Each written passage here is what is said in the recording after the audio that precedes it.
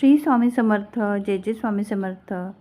तर आपल्याला खूप असा आनंद आहे की आपण स्वामी सेवेत आलो.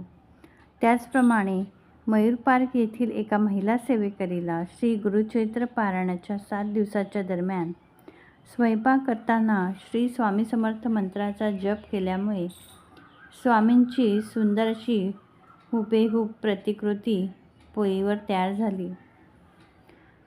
श्री स्वामी समर्थ. तर अशा प्रकारे आपण प्रत्येकजण स्वामींची काही ना काही सेवा करत असतो.